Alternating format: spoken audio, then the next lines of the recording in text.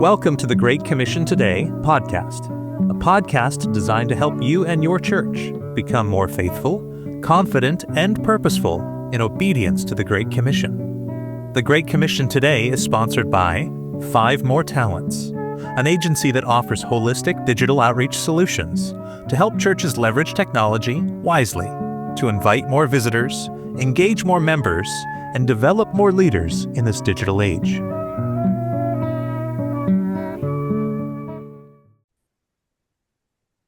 Well, Dr. Steve Hake, thank you for being part of the podcast today.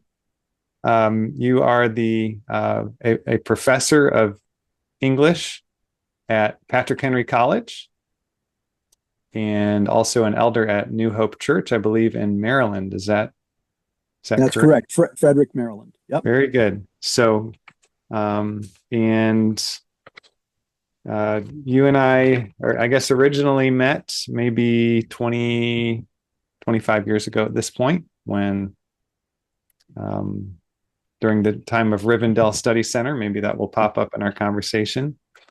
And that was a wonderful experience to be able to learn about the history of world missions under your tutelage, and as well as some of the great books, as well as to participate in some of your I guess it was a summer camp for Taiwanese Discipleship Training Month, I think, DTM. Exactly. Yeah. So, and then we got to meet each other again earlier this year at the Lampstand Conference in Birmingham. So I'm excited for this conversation today. So, so for those who don't know you, maybe tell us a little bit about your family and your work at Patrick Henry, your church family, and something you like to do for fun. I know you have a lot of really interesting interests. So, yeah, I've got 9 kids. 6 of them are married, so I have 6 kids. I have 25 grandkids. I have 1 married granddaughter, and another engaged granddaughter, and so there's at least the possibility of great grandkids on the horizon. I love Patrick Henry. I've been here since day one when they opened their doors in the fall of 2000. And this is not a job to me. This is a calling. And I'm 73. I'm past retirement age. I don't even take a salary from a PhD anymore. I'm just here. It's a labor of love for me. And it's because I think God wants me here, and I love being here, and it's just deeply fulfilling to be a part of this. My first love are books. I don't know if I can turn my computer around, and I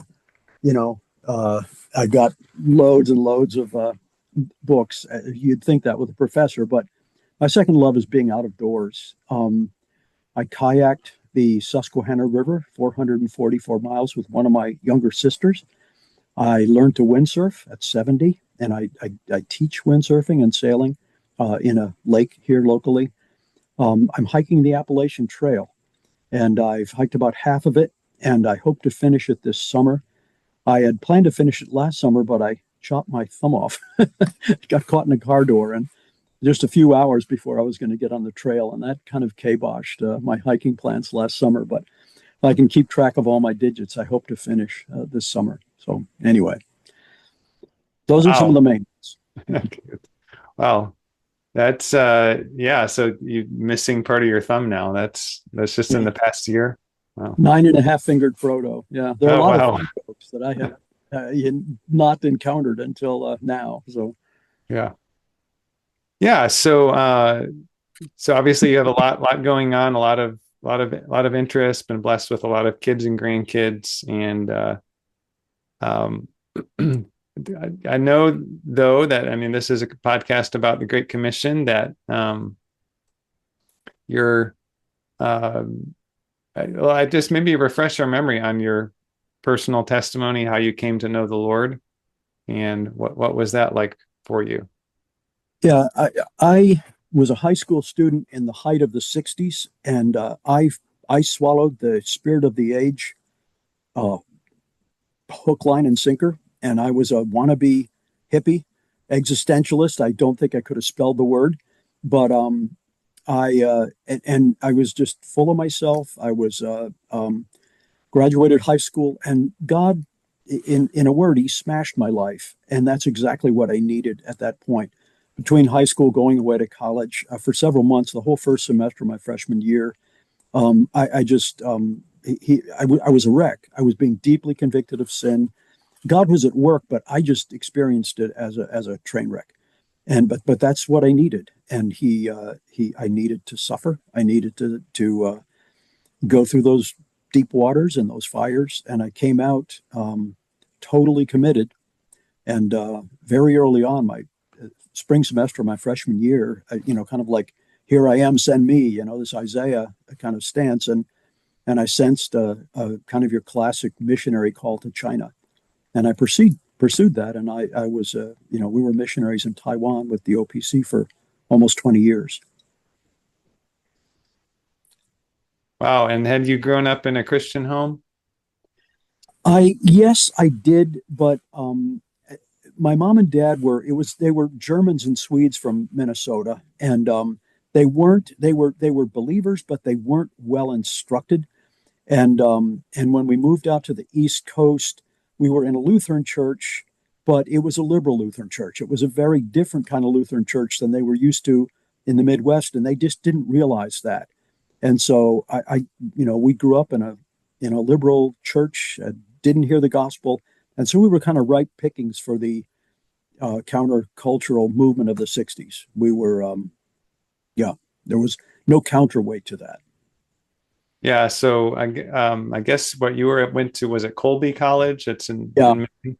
And so I guess during your freshman year, the Lord got a hold of you, and I guess part of that, I imagine, was some Christians or something that were maybe part of that process, or whole first semester, I was struggling, floundering. As I said, I was being deeply convicted, but I didn't have anyone that came alongside me to explain to me what was happening. A pastor, a friend, a family member. And that's one reason I'm so passionate about discipling, coming alongside people and just helping them grow and helping them understand, how God's at work in their lives. But it's, there was a little tiny intervarsity group at Colby. There was basically one sophomore girl who was very devout, but she was shy. She was not about to, come into my dorm and search me out. There were a handful of messed up freshmen like myself, but in God's providence, I got to Urbana 70. That was 1970. The Champaign-Urbana, 17,000 Christian college students, world-class speakers, John Stott, and on and on. And there was a huge armory of, to me, it was just saintly white-haired people behind desks. And I went to one after the other. I said, I'm a new Christian. What should I do? And, they said, quiet time. Okay, what's quiet time? And they explained that to me, and, the InterVarsity quiet time booklet. And I began having a quiet. They said, you've got to find a church. I didn't even know that, And so when we went back to school, we found a church. That's also one of those booths. They said, oh, you're from Westfield, New Jersey. Look up Bob Atwell, who was pastoring the Grace OPC in Westfield. What? And Bob Atwell was in his 60s. That was his last pastorate before he retired, but he had been discipling young men throughout his whole ministry. He had a very fruitful ministry discipling young men, and I was probably one of the last. It was mostly theological, but it was super, super helpful. So I began attending Grace when I was in Westfield, and I met with Bob Atwell every time I was home from school. And, he'd pull books off his shelf and say, here, read these and we'll talk about them when you come back. And, I'd bring my questions and he'd give me satisfying answers. And, he really is the one that's, the Reformed faith, the OPC, Westminster Theological Seminary. He was a Westminster grad. All of that was Bob Atwell. Wow. I never made that connection before, because that Grace OPC Westfield, they're one of our customers at Five More Talents. And so okay. the privilege of getting to know their current pastor, Timothy Ferguson. Yes, I've never met Timothy Ferguson. Okay. A subsequent pastor, Al Edwards, married my wife and I a few years later after Bob Atwell had left. But Al Edwards, I'm not sure where he is now. Okay. But, yeah.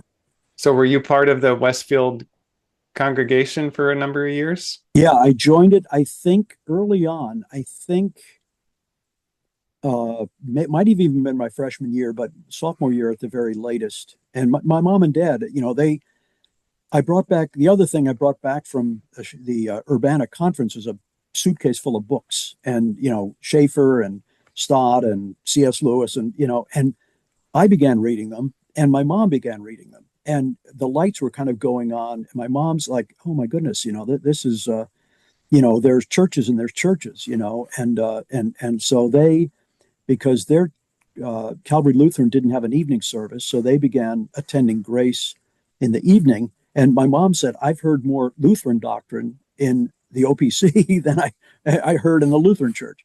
And so anyway, it's they eventually also joined the OPC, and they were pillars in down in Maryland where Dad was transferred. Dad became an elder. In fact, he was even a regional home missionary, although he was a ruling elder, not a teaching elder. But he was, he retired early from AT&T, and Mom and Dad served virtually full time for, 30 years. Wow. Yeah. That's amazing.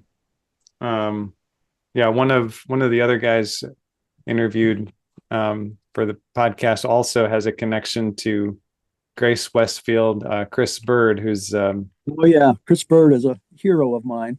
Okay. Yeah. So anyway, that's a really great connection. I did not realize that connection. So before we get to talking about the text of the Great Commission, I just want to kind of give a preview of some of the things we'll talk about toward the end of our conversation, which is just practical next steps. But I always like to ask people at the beginning so that people can understand some of the things that are on your heart. So the question is this: what are one or two of the ways in which you see God at work in your local church or community? I guess your work at the college. We know that God is at work, but what are some of the ways in which you see that? Yeah, I look at what we have, both New Hope OPC and Frederick and Patrick Henry College. We're sitting on a gold mine. We have the gospel. We have the grace of God in Christ.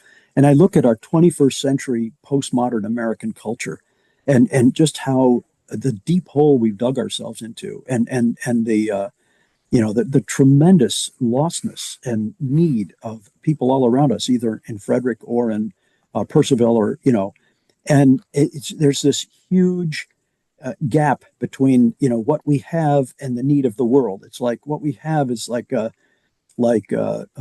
gunpowder, and the need of the world is like a spark. And I would love to bring them together. We're studying now in New Hope. Our pastor is going through the book of Acts, and in the book of Acts, you have this tremendous explosion happening, in the middle of Jerusalem, and it's very visible to everyone. Everyone is seeing, the miracles and seeing the growth of this church, and it's very public and visible. And people are awestruck. They're fearful. They're interested. And God is adding, of course, to the church day by day, such as are being saved. And I don't see that either PHC or New Hope. Somehow we're not connecting with the world. We're sitting on the same gospel and have the same wonderful truths, and the need is just as greater, if anything. And but we're somehow not in the world. They're not seeing us. We're not on display in the way that I think we should be. Just very briefly, talking about PHC for a moment, I preached a sermon in chapel last year, and I just poured my heart out. And I said, we talk about being in a bubble at PHC, And it's a great place, and God is doing amazing things here. And the students are wonderful, but we're in a bubble. Rarely are there unbelievers on campus. We just our community doesn't. If they either they don't know us, or they because we're conservative politically. It's think of us as kind of like radioactive zombies, and just a negative impression, and that's just so sad. I'm praying that God would tilt us as a college outward into the community, would pop the bubble in which we find ourselves. Kids are great, and I would just love to see us connect with our neighbors here in town, in all kinds of ways. That's and I feel the same way about New Hope Church. Wonderful, wonderful church, wonderful people, godly, friendly, funny, enjoyable. And I would love to see us somehow connecting with people in the world, in Frederick City, Frederick County, and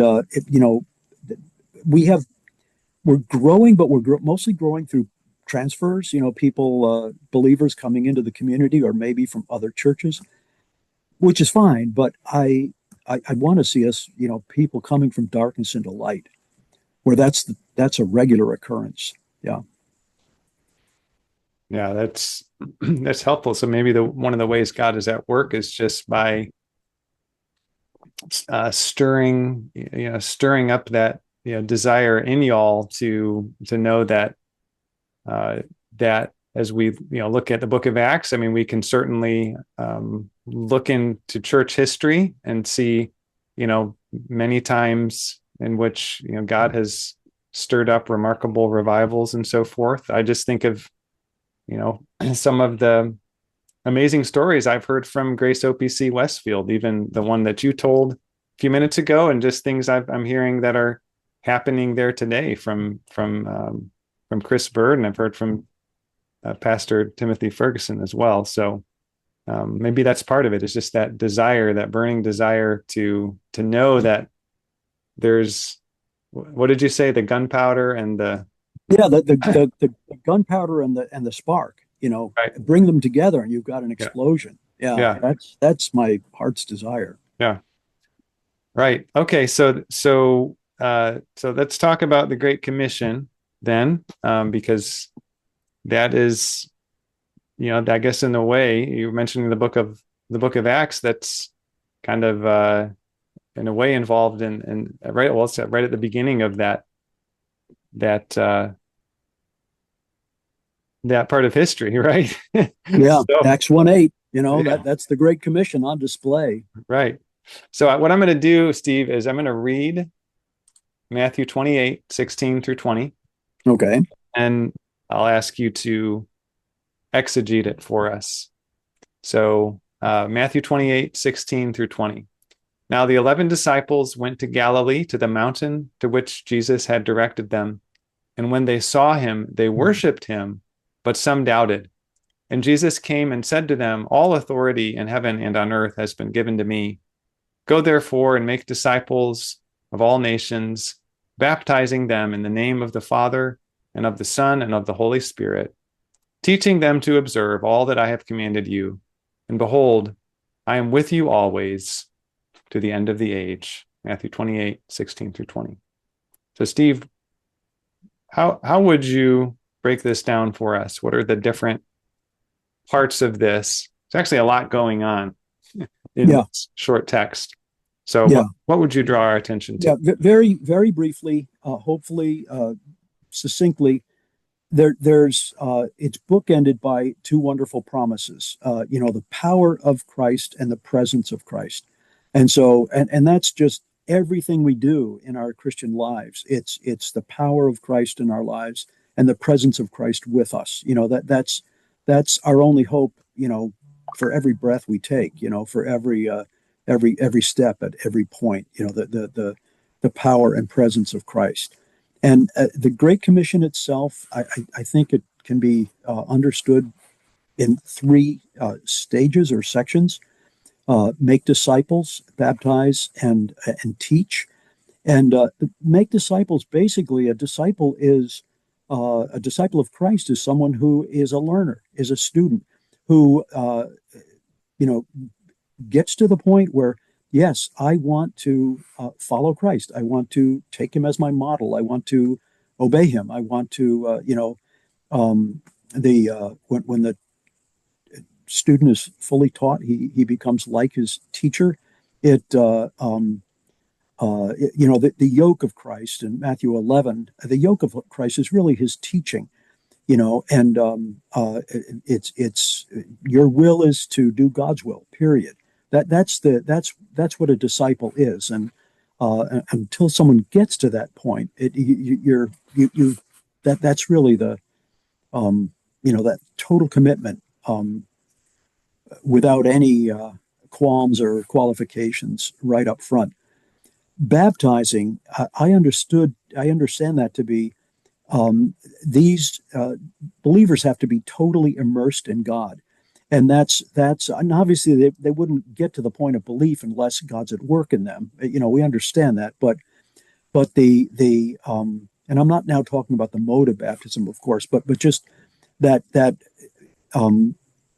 as I said a moment ago, it's the power and presence of Christ that enable us to, perhaps it's most clear in Philippians, work out your salvation with fear and trembling. That's active effort on our part. That's discipleship. But same sentence, comma, knowing that God is at work in you both to will and to do of his good pleasure.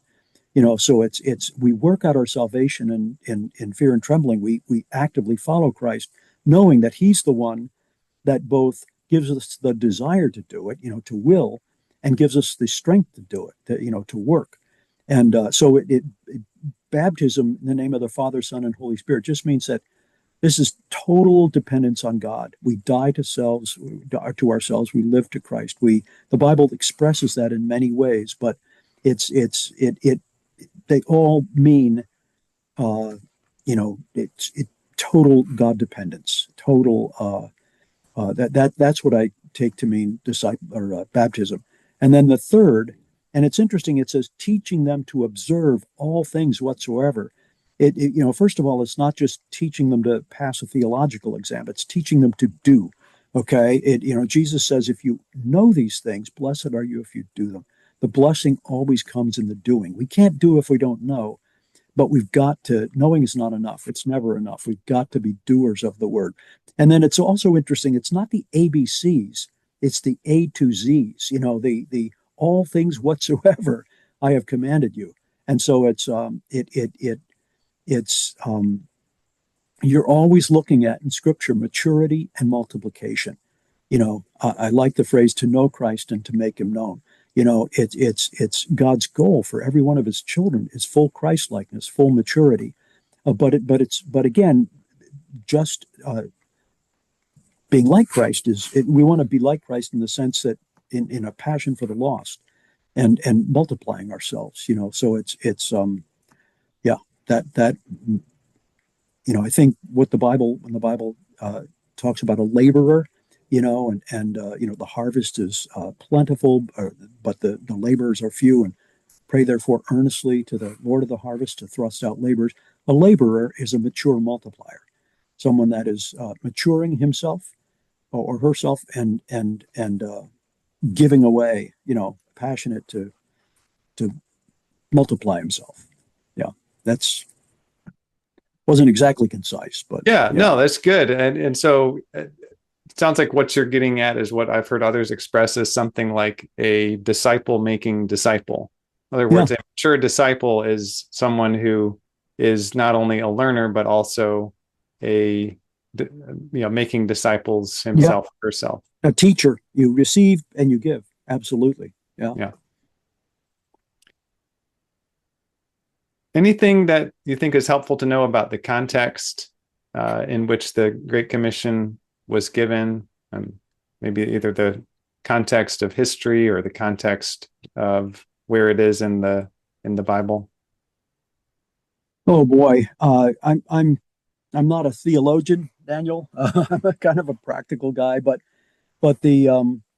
I do think that in many ways, for the first 300 years of the church or more, you had this underground, struggling, persecuted Christian movement in a sophisticated, decadent, worldly Roman culture. And in many ways, I think that's what we're looking at today. It's almost like we've come full circle. And Christianity in many parts of the world is it's underground, it's suffering, it's many more martyrs in the 20th and now 21st century, I think, than even in all the other centuries combined. At least it's we are and there's a kind of world culture that is sophisticated in many ways. That's godless. That's we're not seeing that so much in the U.S. Although, I mean, if you compare now with, say, the 50s, it is by no means socially advantageous to be a believer in America today. Far from it, and we're not being persecuted exactly, but that's unusual. If you look at most of the rest of the world, it's we're an embattled, often underground, movement. I think that in the world today, it's not so much East and West or communist and free, it's believers and unbelievers. Yeah. And you mentioned Acts 1 verse 8 as a kind of a parallel text that helps us to understand what Jesus was doing in the Great Commission. Can you unpack that a little bit more from what we learned from the first chapter of Acts? And then also, are there any other kind of texts of Scripture that come to mind that help us to understand the meaning of the Great Commission?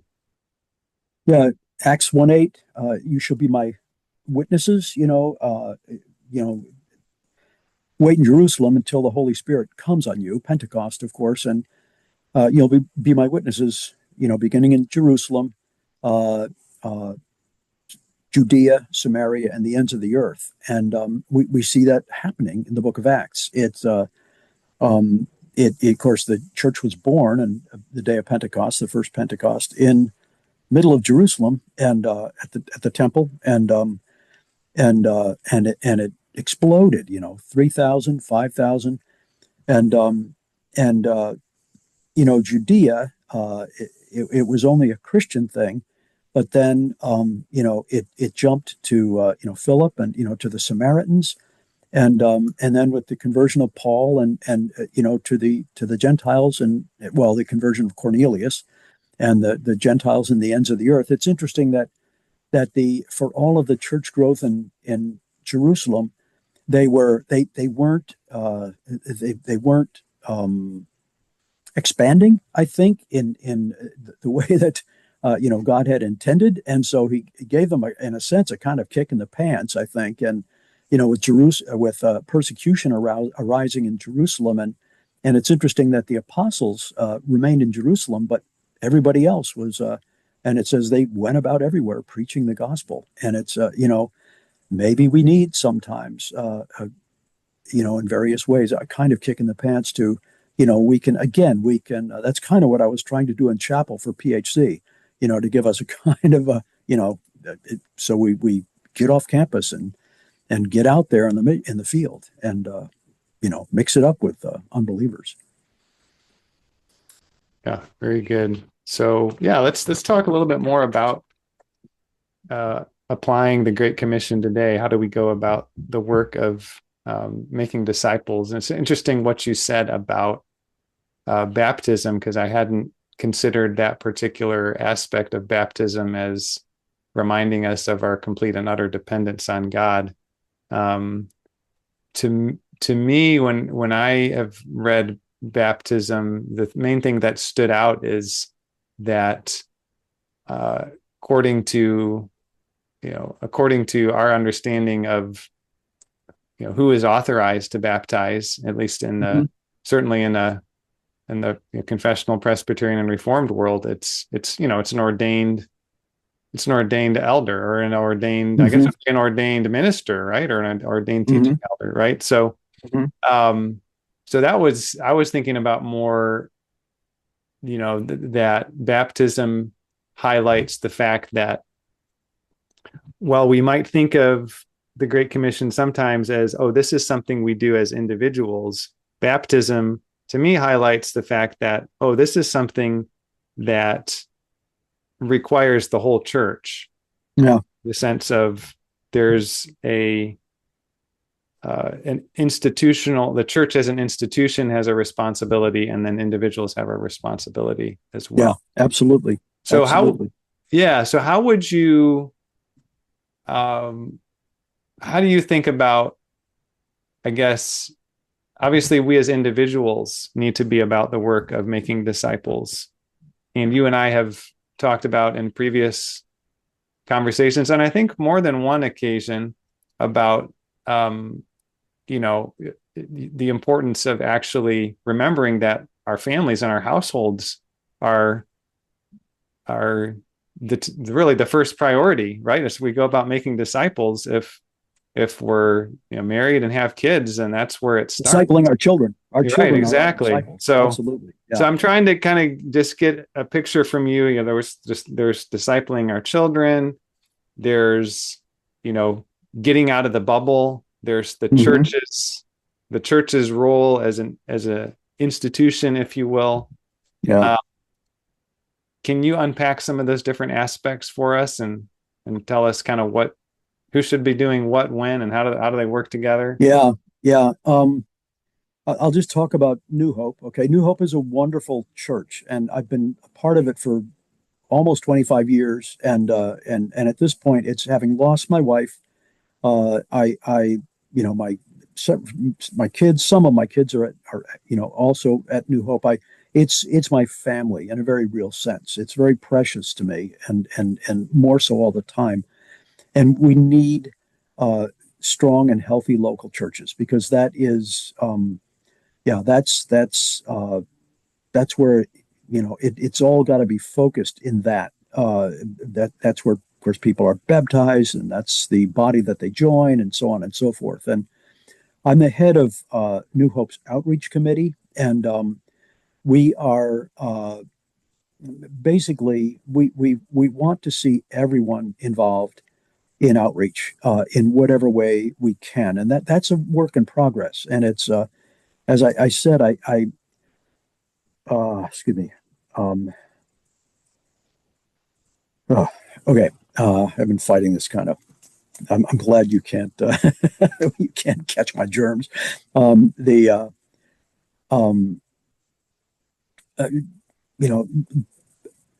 How can we do this better? There's kind of natural contacts as well as just cold contacts or strangers. And Chris Bird, I said he was a kind of a hero. I mean, he's I haven't had extensive contact with him, but he's just, I think he's right on the money in a lot of these ways, and has a lot to teach all of us. But the I think that our quote unquote natural contacts is kind of the bread and butter. And that could be family members, unsafe family members. It could be neighbors. It could be people at work. People that we have some kind of an ongoing relationship with. And I think a big part of this is prayer. We haven't mentioned that yet, or at least not emphasized it. But the idea of having a most wanted list, to think of people in your life that you have an ongoing relationship with, and you would love to see them come to Christ, and just begin to pray earnestly for those folks daily by name, and certainly people should know that you're a believer. You don't have to wear a button and be obnoxious about it, but neither should you hide the fact that you're a believer. Particularly if it's an ongoing relationship, if you are in prayer, God will give you opportunities. You can share what Christ has done for you, because that way they're not on the spot, but they can, yeah, okay, Christ has done that for him. He can do it for me too. Hospitality, There's so many things. I sometimes I think we're just too busy to hang out with unbelievers. Part of the problem is just, if we multiply programs and activities, we just there's no white space in our lives, and believers just can't squeeze in anywheres. And I think just kind of laid back and relaxed, and just I somehow giving unbelievers, giving ourselves a chance to know them, to love them, to enjoy them, and giving them a chance to see, the hope that God has given us. And and how do we do that? That's, as I say, it's a work in progress. Yeah. We've got lots of ideas, but Yeah. I'll just mention one more thing, if you don't mind. Oh, yeah. Part of the mix is using hobbies and things we enjoy. Right now, because I teach at a Christian college, I'm immersed in a Christian family and a Christian church. I don't have the opportunities, the natural opportunities. Most of our neighbors in West Virginia are believers, which is wonderful. It's like almost heaven, but it's a limited mission field in terms of outreach. But that's one reason I'm teaching windsurfing at a local lake, and I'm out there every Saturday afternoon and teaching windsurfing and sailing, and it's something I enjoy, and it gives me an opportunity to to get to know unbelievers in the community, and to connect with them. And it might be bowling, it might be running, it might be CrossFit, it could be a lot of different things, golfing or whatever. But just to make use of, take part in community activities, and just to extend the kind of reach of anyway. That's another thought. Yeah, that's great. Yeah, and so just to kind of maybe come back around to a certain aspect of the question I was asking is, what would you say is the role of the leaders of a church in basically in leading the church to outreach? I would say, what comes to my mind is, well, obviously leaders should be modeling that, right? Yeah. Right. They should be, I guess, teaching, right? So it's kind of like learning. You're learning how to make disciples yourself. You're actually making disciples, and then you're teaching that. Does that kind of encompass what you see as the role of church leaders, or are there other things you'd add as well? Well, that's good, Daniel. And this is exactly where we are at New Hope, and we just elected 3 new elders. So they haven't been ordained yet. They'll be ordained soon, but they're and that's wonderful. That's exciting. It almost doubles our session. They're all 3 are retired, so they had very responsible jobs for many years, but now they're retired, and so they also don't have. Of course, they don't maybe have the energy that they had when they were younger, but they also don't have the natural opportunity to reach out. So I am going to urge us as a session to really model the outreach that we'd like to see all of us doing. And I think in the case of at least, and one of our other elders, longer term elder, is also retired, and one is retiring. So we have a kind of we're genuinely elderly elders, and but I would like to see us commit to getting involved in our communities as we're able. I don't want to put an unwise constraint on anybody, but as we're able to model this. And our pastor, Francis Van Delden's a great pastor, but by his own admission, he struggles with outreach. And again, as a pastor, he doesn't have, other than his neighborhood, doesn't have natural contacts.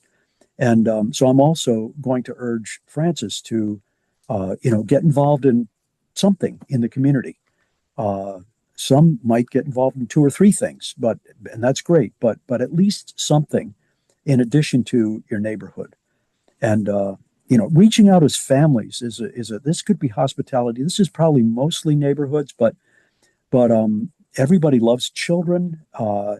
They're a natural door opener. That's what we found in Taiwan. By far, the thing that was most fruitful in terms of outreach in Taiwan was we had a big family and we really stood out in all kinds of ways. But people, they were intrigued. They that's what impressed them. That's what God used to over and over again. Yeah, that's great.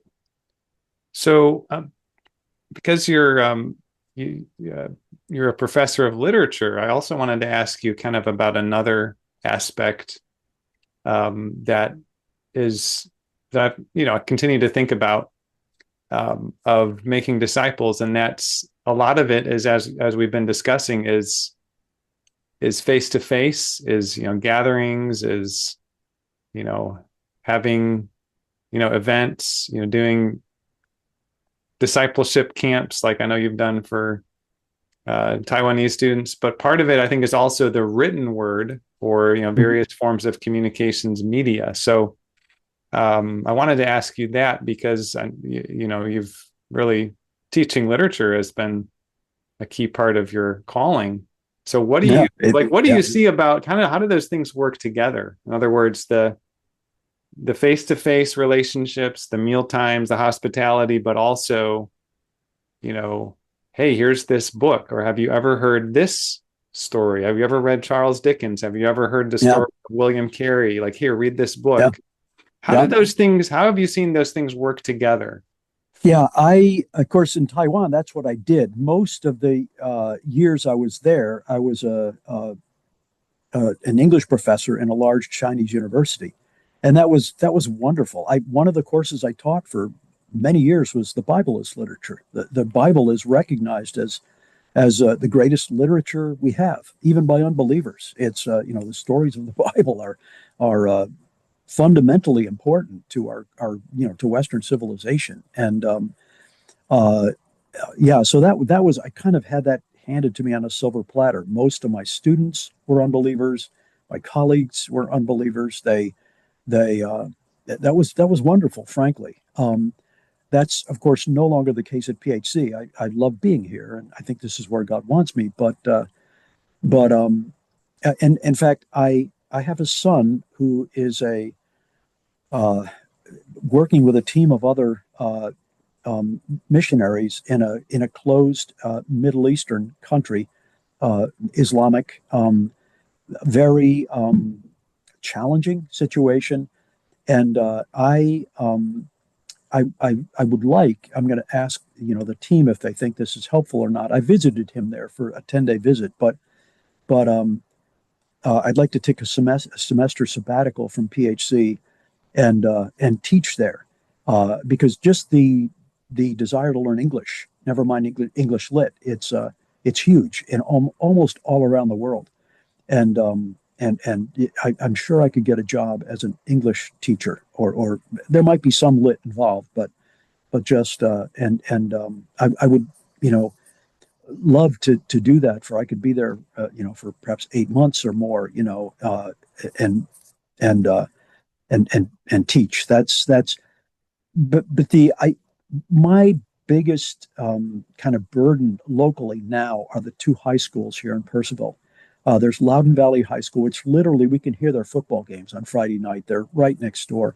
And then Woodgrove High School is the other public high school that's one of the reasons the windsurfing and sailing is to connect with those high school kids.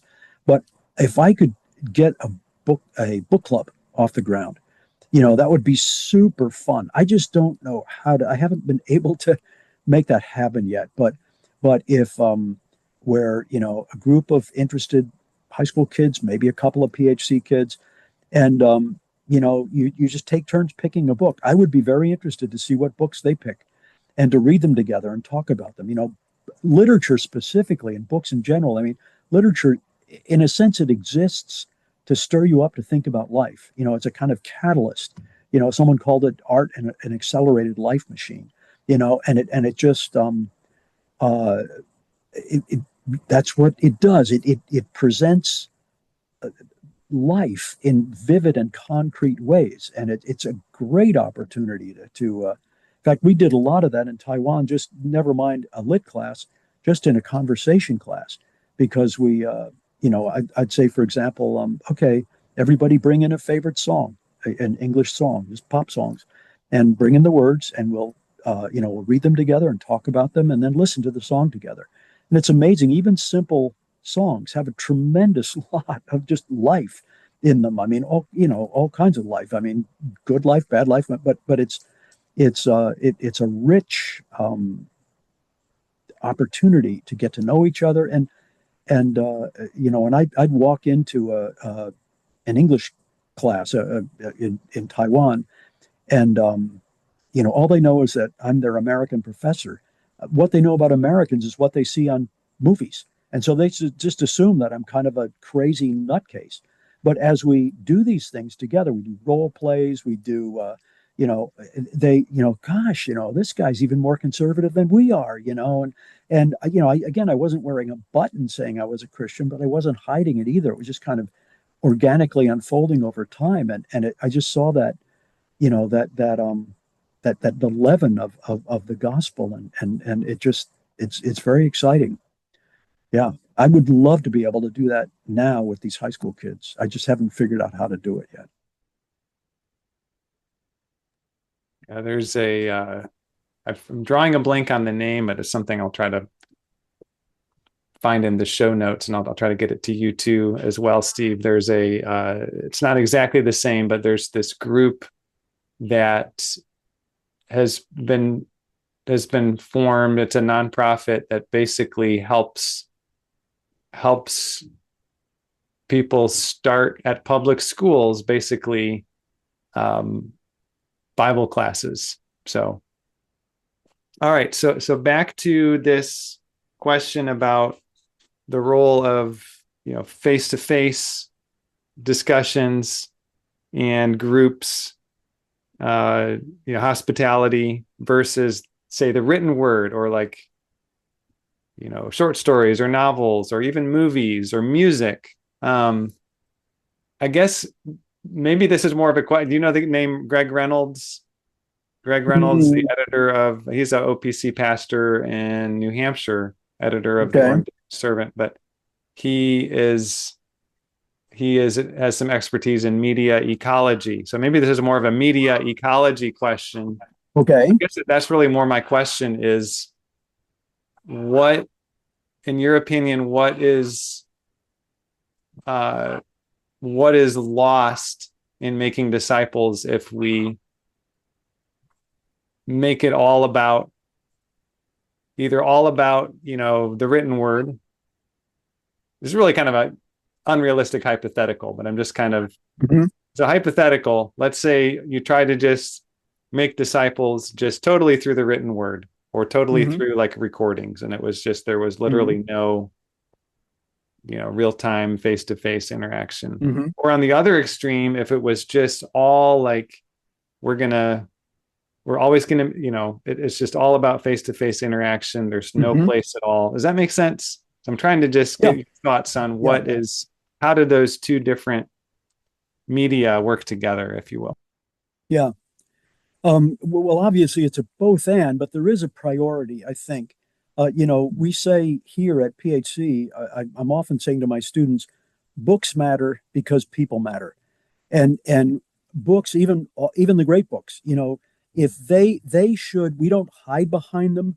We don't take them as a substitute for life, or they should enrich our lives. They should, if our relationship with books is correct, and this is true supremely of the Bible as the book, it will enable us to love God and our neighbor better. It will enrich our relationships. The purpose of life is not to read books. The purpose of life is to build and enjoy relationships, first of all with God, and then with each other. and it's the Bible matters supremely because God matters supremely. And Jesus said to the Pharisees at one point, "You search the scriptures, thinking that in them you'll find eternal life." But he says, "And yet you refuse to come to me." The whole purpose of the Bible is to bring us, to introduce us to Christ. And so it's, obviously I'm a lover of books, but I'm first of all a lover of people, and God, and that's that we've discipleship is got to be bottom line, a face-to-face, life on life, all the more so because our culture with AI everything, and AI companions, and social media, and it just that face to face discipleship is mostly like parenting, and you just don't parent by remote control. You parenting is it's very much a life on life, high touch, kind of endeavor, and it's also over time, and it's very personal. It's very, you don't treat your kids like factory objects. Everyone is unique, and everyone gets unique attention. And so it's in that sense, biblical discipleship, I think is profoundly personal in that sense. Books, have a huge part in it. I mean, look at the Bible. This is how we know God, how we know Christ, and the ascended Christ. I mean, we know him in the scriptures, but the point is not simply knowing the scriptures, it's knowing Christ. That's a great phrase, but books matter because people matter.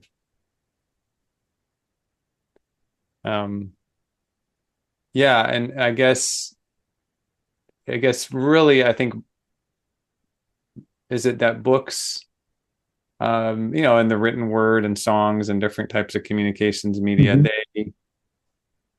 I mean, one role that I see them filling is they can bring us into contact with, people from other parts of the world or from other eras of history, and so bring us into contact with different aspects of human experience generally, or just Christian experience more particularly, that we might not otherwise be able to experience. So, absolutely. I mean, it just look at theologically. I mean, we can learn from the greatest teachers of the church, over the last 2,000 years. And that's a huge, huge blessing. I mean, basically, whatever giftedness, if someone's a gifted writer, if someone's a gifted, filmmaker, musician, by all means, use whatever gifts, God has given you to bring glory to God and to get the word out, but that life on life, face to face, that's the bread and butter for all of us. None of us, if somebody said, well, my gift is just not life on life and face to face, I'm a behind, some people are going to do more of that, somebody like Chris Bird, but everybody's got to do some of it. It's just like you can't be a parent without getting your hands dirty and jumping into the middle of things. Yeah, that's really helpful.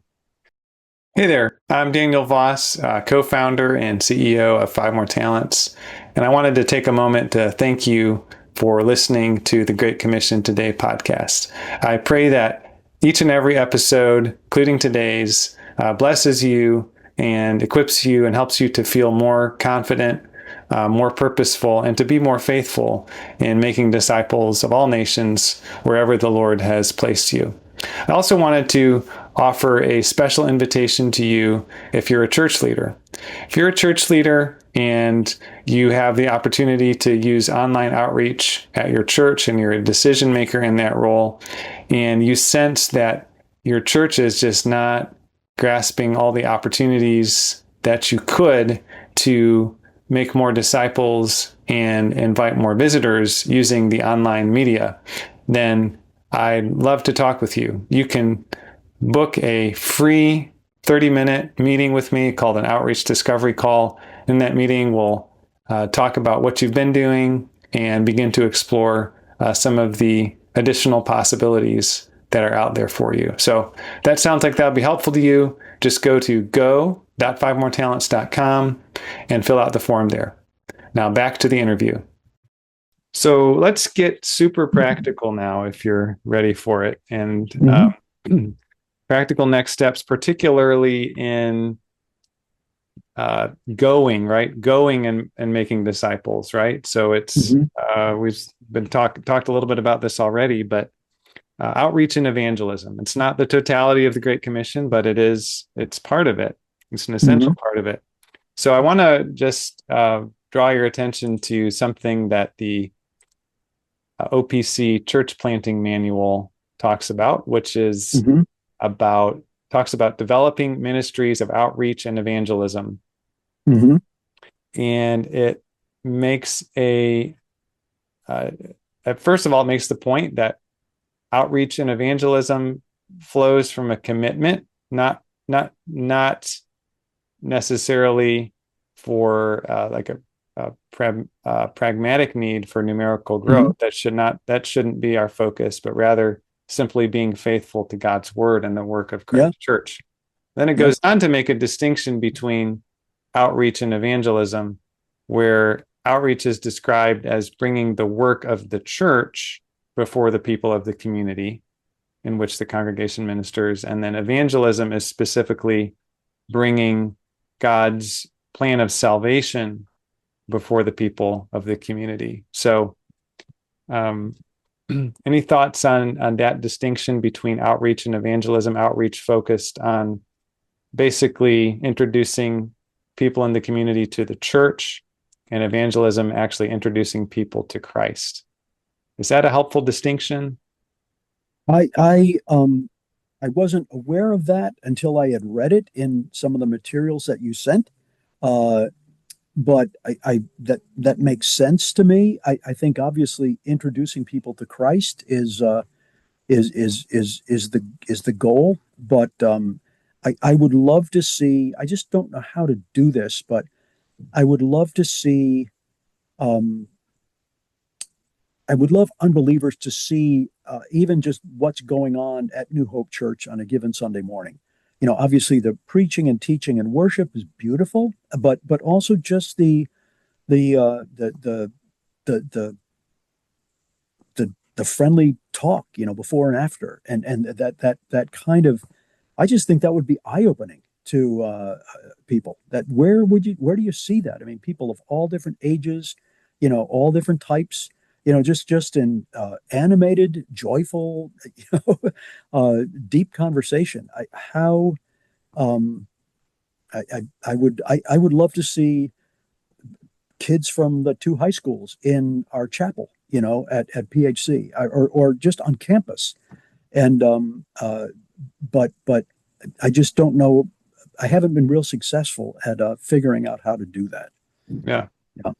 So what are some of the things y'all have tried? So, for example, the OPC Church Planting Manual lists, of course, publishing sermons, and teaching, having public meetings, be it a vacation Bible school or a conference, publishing some kind of a newsletter, like an email newsletter.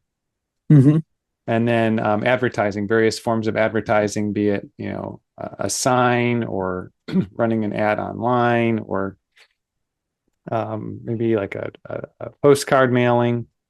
What kind of things have you all tried there at the church in terms of outreach? We used to, for years, we would get, you know, addresses of people moving into the community and send out, you know, information about New Hope, and that was fruitful in a limited way.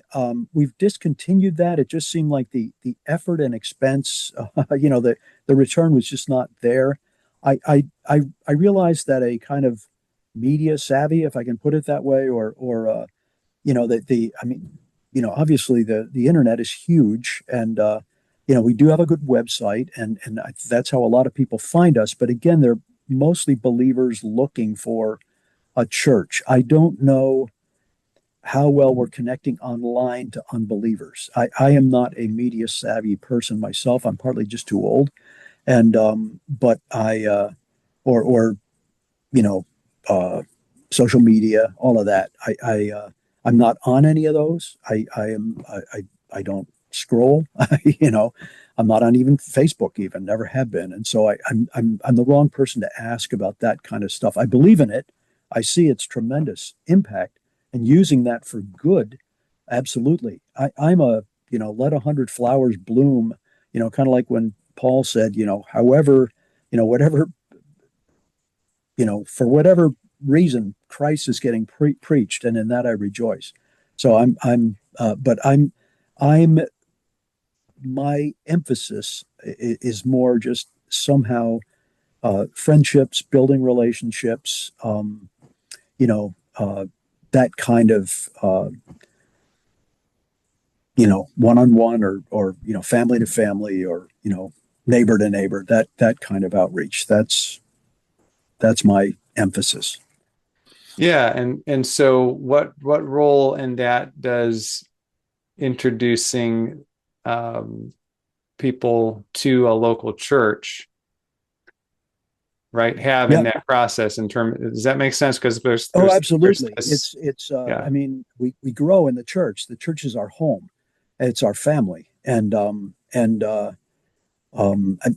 of my problems is that where I work here in Purcellville and where I live in West Virginia, if I say led someone to Christ in either place, it wouldn't make a whole lot of sense for them to travel, as far as I travel to go to New Hope. That's not ideal. But certainly getting new believers integrated into a faithful local church is critically important.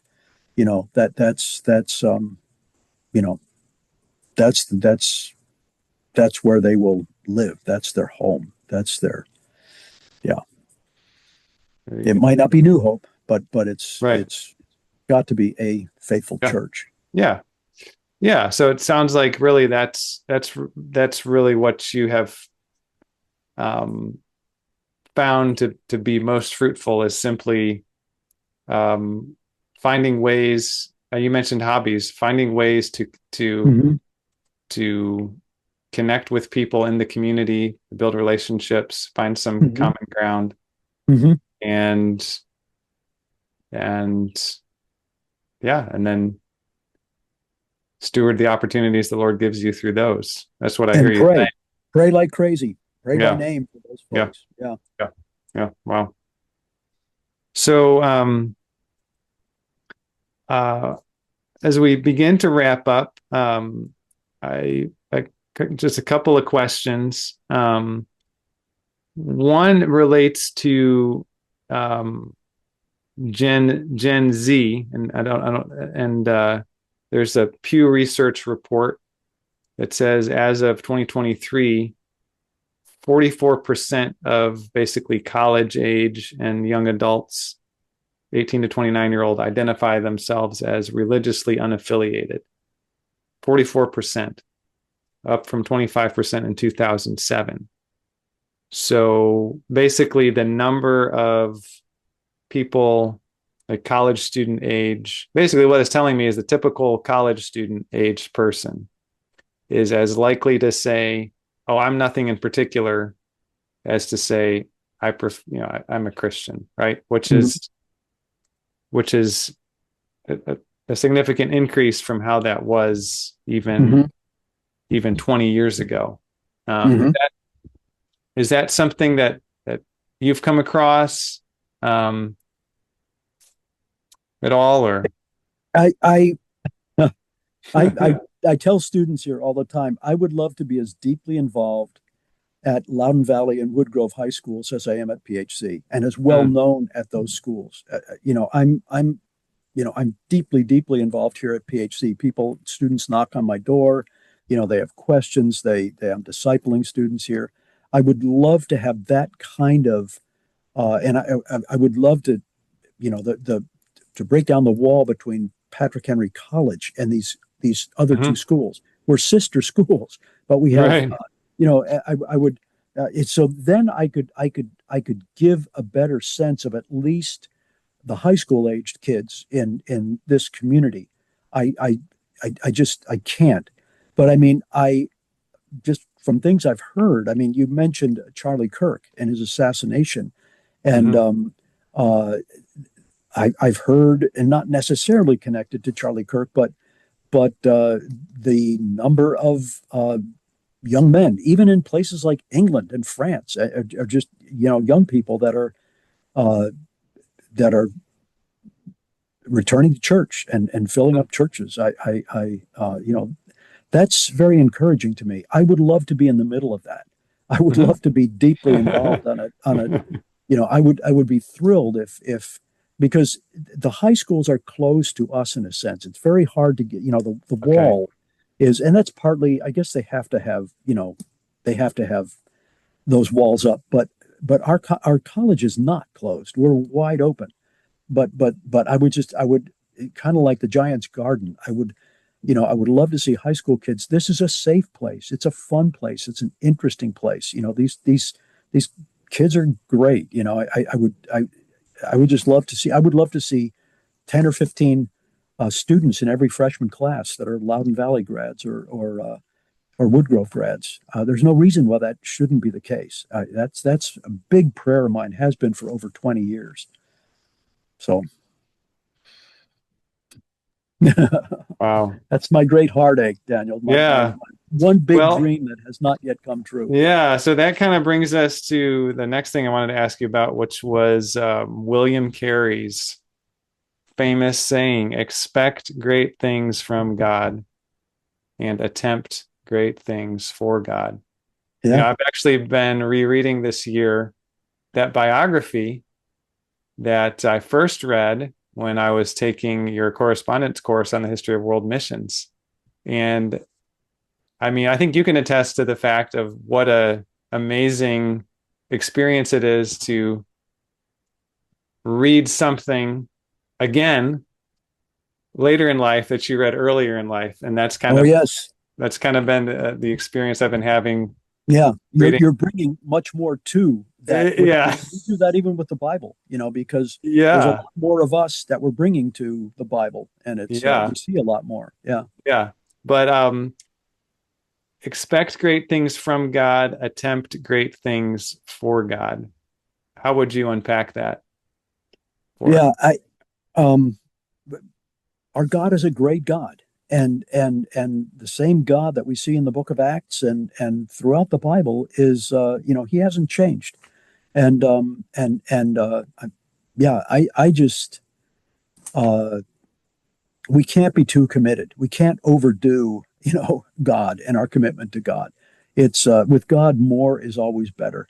And it's in terms of even a lifestyle of outreach and all the things we've been talking about.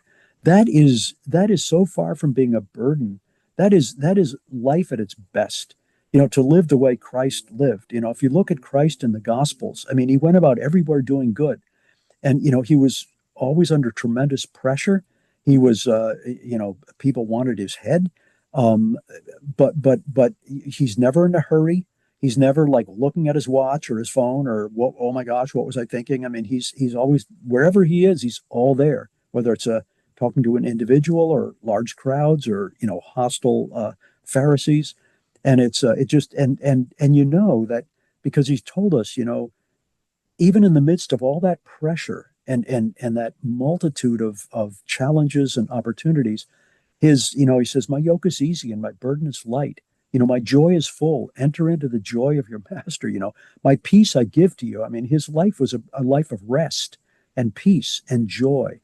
And in the midst of all that, shining like such a bright light in the world, and that's been my experience. The just being obedient to God, not running from these things, but embracing them. And it opens up our lives. It just makes our lives richer and more meaningful in every way. To live as Christ, to die as gain. I challenge anybody to find a better way to live than a life completely sold out to God. So what about this aspect of attempting great things for God? The reason I ask is because I think sometimes we can hear Great Commission and attempt great things for God, and I know, at least for myself, I can start to hear great from like a worldly greatness as the world defines it. And on the one hand, we can look back at the life of someone like William Carey, and actually he did really, he made some very bold moves what he did, kind of sailing around to India and translating all the, that was, I think even today that would be considered very entrepreneurial. How do we appropriate that command, attempt great things for God, in a way that's not worldly, I guess is what I'm saying. Christ, in one sense, he lived an invisible life. He never stood up on bandboxes and thumped drums and drew attention to himself. In one sense, he that's amazing. We date our calendars by his life and death, but he never he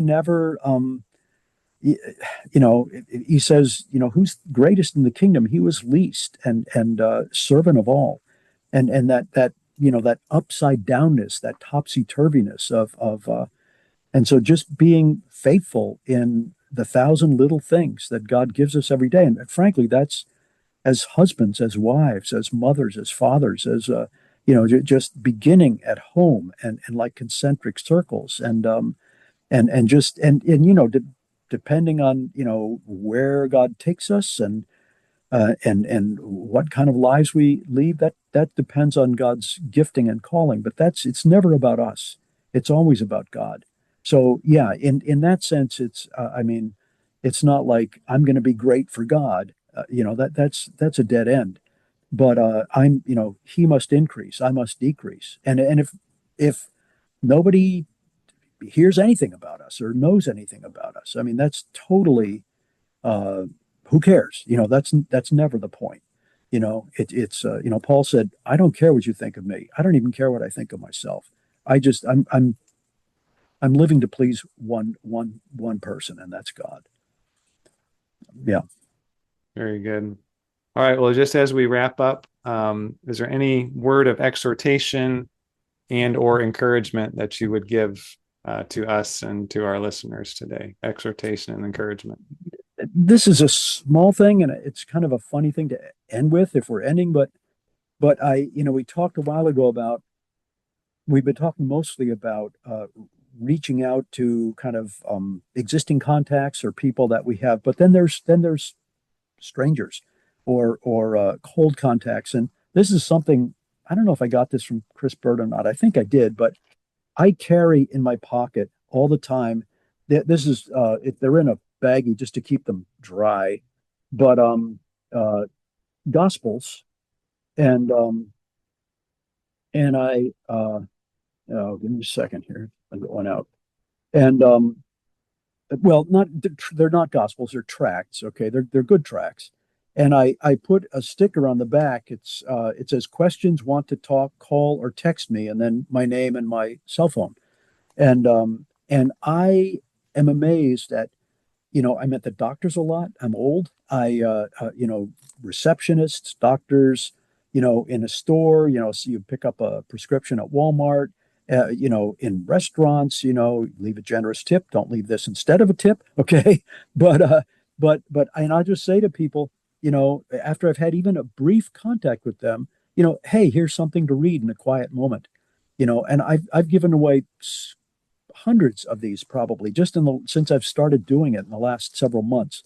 It's I've never had anybody that was, offended or threw it in my face or, it's very simple. And any way we can get the word out. That's great. Well, Steve, thank you so much for talking with me today, and just pray for God's continued blessing on your work there at Patrick Henry, as well as at the church there. So thank you so much. Well, thank you, Daniel. God bless you. Thank you for listening to today's episode of the Great Commission Today podcast. If this has been helpful to you, please subscribe, share with your friends, and leave a review. He is given to me. Jesus came and said, just before he went to heaven, he commanded them, go therefore and make disciples, teaching them to do what I've told you. He said, go therefore and make disciples, and when it's all complete,